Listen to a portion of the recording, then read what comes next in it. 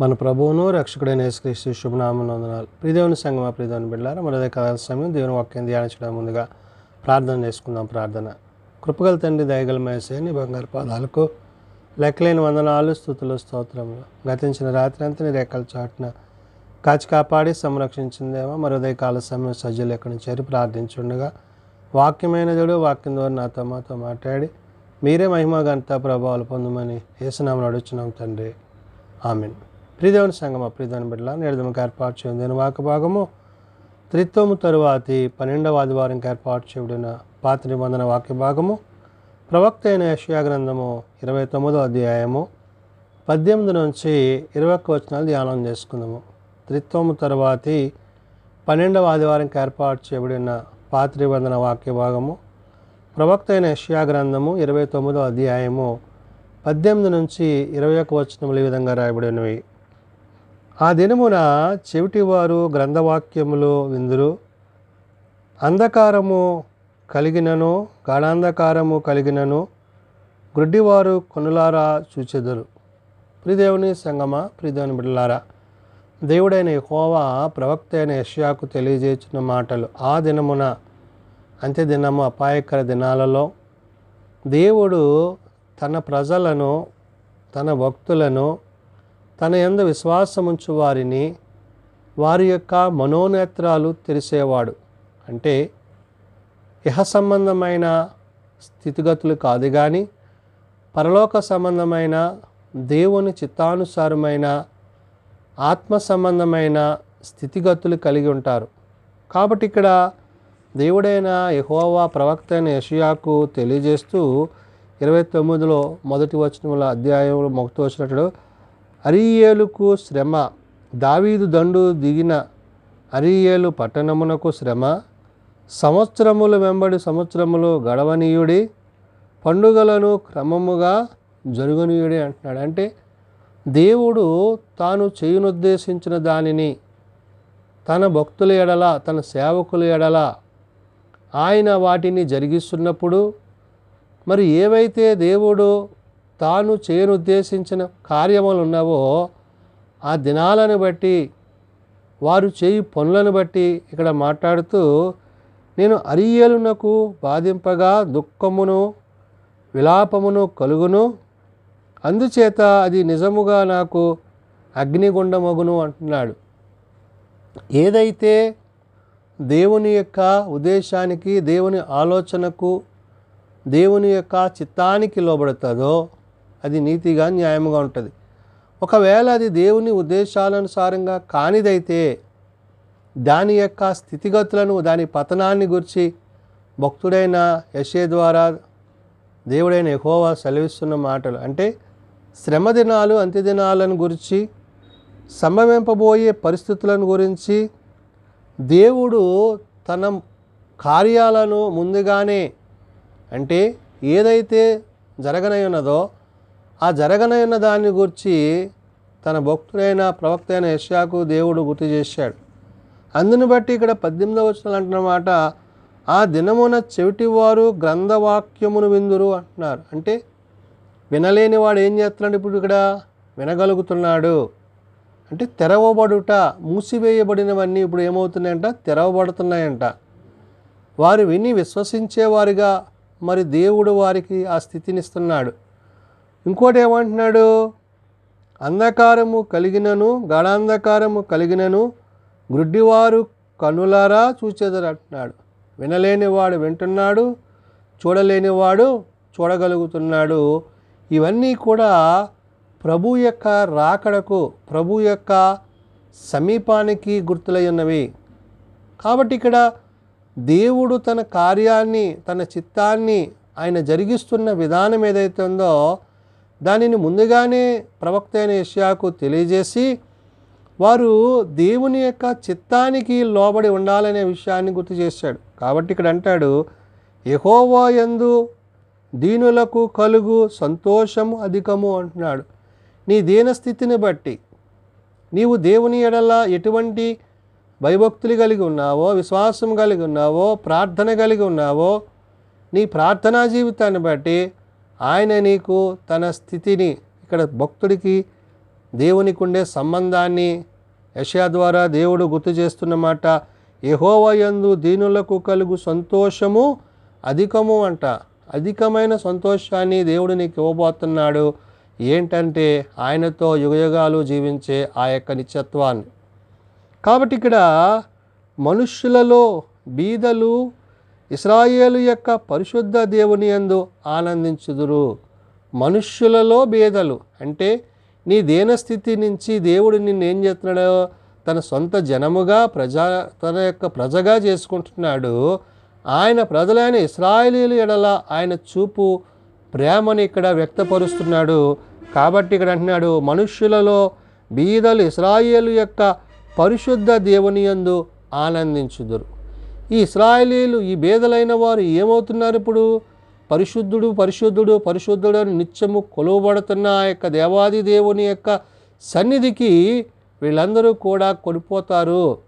అంటే అక్కడ ఉండే ఆ యొక్క పరిశుద్ధతకు, మరి దేవుని యొక్క చిత్తానికి, దేవుని యొక్క ఉద్దేశానికి వీరందరూ తమ హృదయాలను సిద్ధపరచుకున్న వారిగా, అంటే మరి బుద్ధి లేని కన్యలు బుద్ధిగల కన్యలను గురించి మనం ఆలోచన చేస్తున్నప్పుడు తమ దివిటీలను సిద్ధులతో నింపుకున్న ఆ బుద్ధిగల కన్యకులు పెండ్లి కుమారుడు వచ్చినప్పుడు ఎలాగైతే ప్రవేశిస్తారో అటువంటి సిద్ధపాటు మరి ప్రతి వాళ్ళు కలిగి ఉండాలి. ఇక్కడ తన ప్రజలైన ఇశ్రాయేలీయుల గురించి చెప్తున్నాడు. బీదలు ఇశ్రాయేలీయుల యొక్క పరిశుద్ధ దేవుని యందు ఆనందించెదరు అంటున్నాడు. అంటే నీవు దేవుని యందు, దేవుని ఉద్దేశాల యందు, ఆలోచనల యందు నీవు ఆనందించువాడుగా, సంతోషించువాడుగా ఉన్నావంటే నీ దేవుడైన యెహోవా నిన్ను తన యొక్క ప్రేమ యందు నిన్ను స్థిరపరుచును. కాబట్టి బలాత్కారులు లేకపోవుదురు, పరిహాసకులు నశించెదరు అంటున్నాడు. అంటే ఇక్కడ అన్యాయము, అక్రమము అన్నీ కూడా ఏమవుతాయంట? తొలగిపోతాయంట. ఎవరైతే మరి దేవుని ఇష్టాన్ని గాక, దేవుని ఉద్దేశాన్ని గాక మరి జీవించువారిగా, ప్రవర్తించువారిగా ఉంటారో వారికి శ్రమ. అవును, నీవు యెహోవా యందు నమ్మిక కలిగి ఆయన ఉద్దేశాన్ని అనుసరించి, ఆయన చిత్తాన్ని అనుసరించి నువ్వు నడిచినట్లే నిన్ను ఆయన పరిశుద్ధతకు నిన్ను నడిపిస్తాడు. కాబట్టి ఇక్కడ భక్తుడైన ప్రవక్త అయిన యెషయాకు దేవుడు సెలవిస్తున్నమాట, బలాత్కారులు లేకపోవుదురు అంటున్నాడు. అంటే ఇక్కడ అక్రమం అనేది పూర్తిగా ఏమవుతుందంటే నిర్మూలింపబడుతుంది, అది ఎక్కడ నుండి తొలగింపబడుతుంది అనే విషయాన్ని భక్తుడు గుర్తు చేసి పరిహాసకులు నశించెదరు అంటున్నాడంట. అంటే ఎవరైతే వ్యంగ్యంగా, అక్రమంగా, అన్యాయంగా, ఇహ సంబంధమైన మరి పోకిరి తలంపులు, ఆలోచనలు కలిగి మాట్లాడేవారు ఉంటారో వారందరికీ కూడా అక్కడ దేవుడు ఏం చేస్తాడంటే నాశనం చేస్తాడు. అంటే దేవుని కొరకు నీవు పరిశుద్ధతతో కూడిన ఆయన యొక్క సన్నిధిని నీవు సిద్ధపాటు కలిగి ఉండాలి. అందుని బట్టే మరి అక్కడ వినని వాడు వింటున్నాడు, చూడలేని వాడు చూస్తున్నాడు.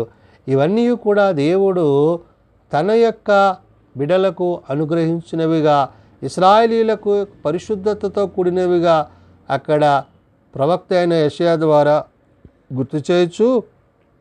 కీడు చేయ యత్నించుచు ఒక్క వ్యాజ్యమును బట్టి ఇతరులను పాపులనుగా చేయుచు. ఏమంటున్నాడు?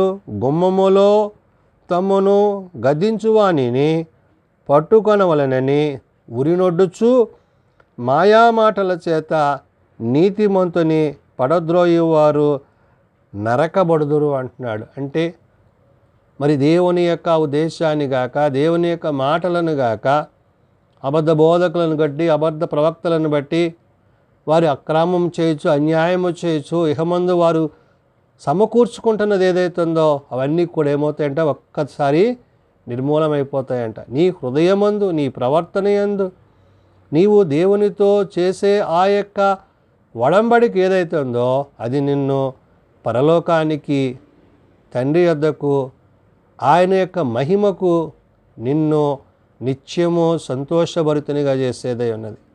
కాబట్టి మనము దేవుని సన్నిధిలో, ఆయన సముఖమందు మనము చేరినప్పుడు ఆయనతో, ఆయన ద్వారా, ఆయన చెంత మనము ఆనందించువారమై ఉండాలి.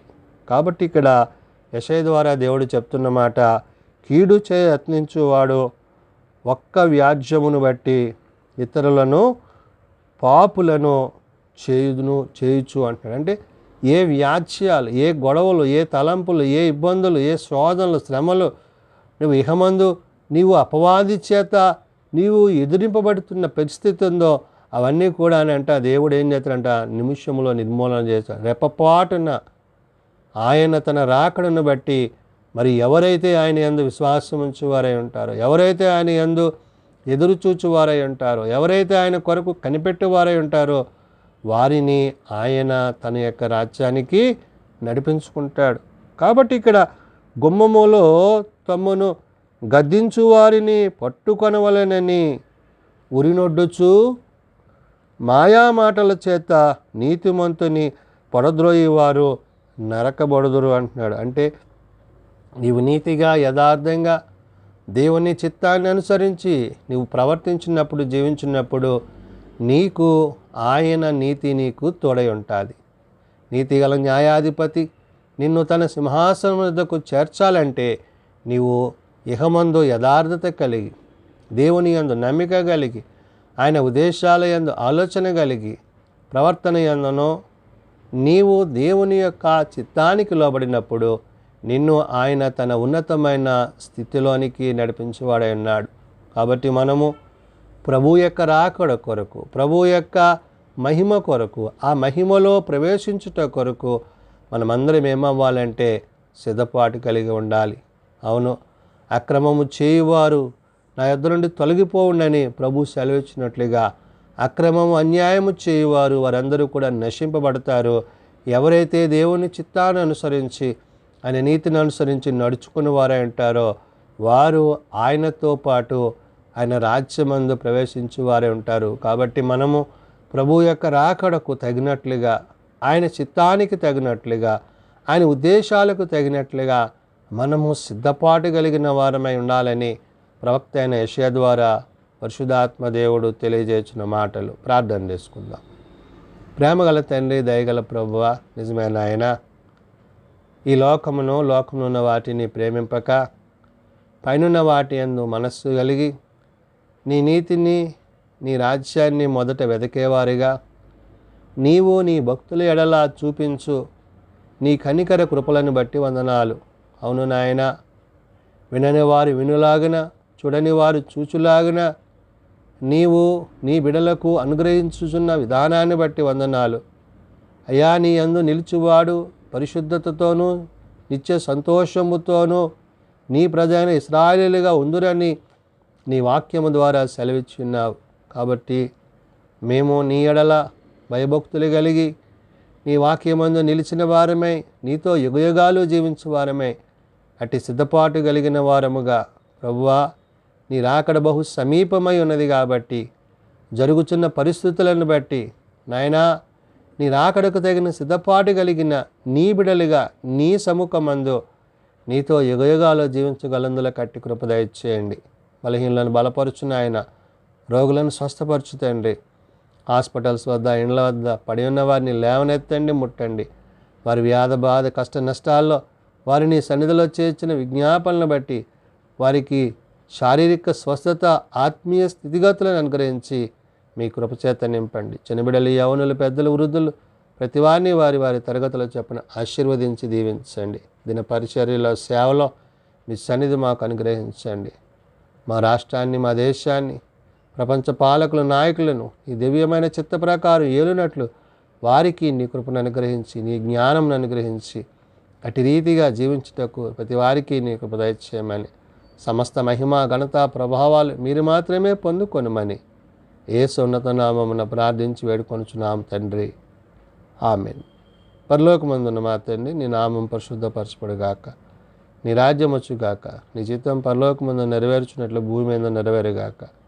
మా అనుదిన ఆహారాన్ని మాకు దయచేయము. మరి అలా ప్రార్థన చేస్తున్న వారిని మేము క్షమించి ఉన్న ప్రకారం మా ప్రార్థనలను క్షమించుము. శోధనలో ఏకాదశులను తప్పించుము.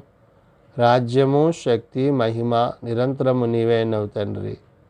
ఆమేన్. మన పరమ తండ్రి అయిన దేవుని ప్రేమ, ప్రభువైన యేసుక్రీస్తు కృప, పరిశుద్ధాత్మ నిత్య సహాయము నిరంతరము సదా తోడయండి సంరక్షించునుగాక. ఆమేన్.